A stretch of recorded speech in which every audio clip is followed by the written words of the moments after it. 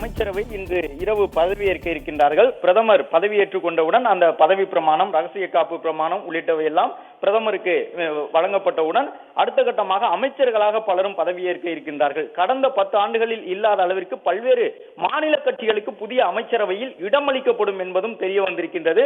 தெலுங்கு தேசம் கட்சி மட்டுமல்லாமல் ஐக்கிய ஜனதா தளம் கட்சி உள்ளிட்டவர்களுக்கு இடம் ஒதுக்கப்படும் என்று தெரிய வந்திருக்கின்றது. அதே போன்று சிவசேனை அணியின் அந்த ஏக்நாத் ஷிண்டே பிரிவினருக்கும் அந்த அமைச்சரவையில் இடம் ஒதுக்கப்படும் என்றும் எதிர்பார்க்கப்படுகின்றது. அதிகாரப்பூர்வமாக இதுவரை அமைச்சரவையில் எந்த கட்சிகளுக்கெல்லாம் எந்த துறைகள் ஒதுக்கப்படுகின்றன என்ற விவரம் வெளியிடப்படவில்லை. அதே நேரம் தமிழ்நாட்டில் இருந்து 2 இணையமைச்சர்கள் வரை இடம்பெறக்கூடும் அல்லது ஒரு இணையமைச்சர் கட்டாயம் இடம்பெறுவார்கள் என்ற தகவலை எல்லாம் வெளியிட்டிருக்கின்றார்கள். அதே போன்று பல்வேறு மாநிலங்களில் கேபினட் அந்தஸ்துடன் கூடிய அமைச்சரவைக்கு இடம் வழங்கப்படும் என்று தெரிய வந்திருக்கின்றது. தமிழகத்தை போன்று 2026ஆம் ஆண்டில் இந்த சட்டமன்ற தேர்தலை எதிர்கொள்ளக்கூடிய மாநிலங்களுக்கு மிக முக்கியமான துறைகள் வழங்கப்படும் என்றும் தெரிய வந்திருக்கின்றது. பெரும்பான்மைக்கு தேவையான இடங்களை காட்டிலும் ஒரு 30 இடங்கள் வரை பாஜக பின்தங்கி இருந்தாலும் கூட கூட்டணி கட்சியினருக்கு வழங்கப்படக்கூடிய துறைகள் பெரிய அளவில் இந்த பாதுகாப்புத்துறை, வெளியுறவுத்துறை, ராணுவத்துறை, கல்வித்துறை இவற்றையெல்லாம் தவிர்த்து பிற துறைகள், இந்த கால்நடை, மீன்வளம் உள்ளிட்ட துறைகள் எல்லாம் கூட்டணி கட்சியில் இடம்பெற்றிருக்கக்கூடிய பிரதிநிதிகளுக்கு அமைச்சரவையில் வழங்கப்படும் என்ற தகவலையும் வெளியிட்டிருக்கின்றார்கள். இன்று இரவு 7:15 மணிக்கு டெல்லியில் உள்ள குடியரசுத் தலைவர் மாளிகையில் பதவியேற்பு விழா நடைபெற இருக்கின்றது. அதற்கு முன்பாக இந்த சம்பிரதாய முறைப்படி கூட்டணி கட்சியினுடைய தலைவர்களுக்கு அழைப்பு விடுக்கப்பட்டு பிரதமர், உள்துறை அமைச்சராக இருந்த பாஜக மூத்த தலைவர் அமித்ஷா, ராஜ்நாத் சிங் உள்ளிட்டவர்கள் இந்த நிகழ்வில் அடுத்த 100 நாட்களுக்கு மேற்கொள்ள வேண்டிய பணிகள் தொடர்பான ஒரு தெளிவான திட்டத்தை அறிவித்திருக்கின்றார்கள்.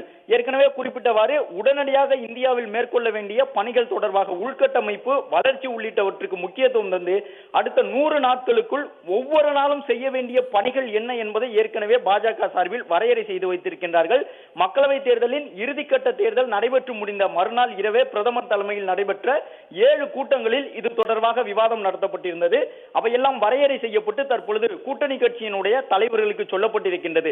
இந்த தேநீர் விருந்தில் பங்கேற்றிருக்கக்கூடிய பெரும்பாலான கட்சியினுடைய பிரதிநிதிகளுக்கு இந்த அமைச்சரவையில் இடம் ஒதுக்கப்படும் என்று தெரிய வந்துள்ள நிலையில் அவர்களுக்கும் ஒரு முன்னோட்டமாக அடுத்த 5 ஆண்டுகளுக்கு பிரதமர் மோடி தலைமையிலான ஆட்சி எந்த திசை நோக்கி செல்ல போகின்றது, எந்த திட்டங்களுக்கெல்லாம் முன்னுரிமை தர வேண்டும் என்பது தொடர்பாக அவர்களுக்கும் ஒரு தெளிவான விளக்கத்தை சொல்லக்கூடிய வகையில் இந்த தேநீர் விருந்தில் பிரதமர் நரேந்திர மோடி உரை நிகழ்த்தி இருக்கின்றார். விக்ஷித் பாரத் என்கின்ற ஒரு வளர்ச்சியடைந்த இந்தியாவிற்கான தொலைநோக்கு திட்டத்தை எந்தவிதமான தொய்வும் இல்லாமல் தொடர வேண்டும் என்று பிரதமர் வலியுறுத்தி இருக்கக்கூடியது.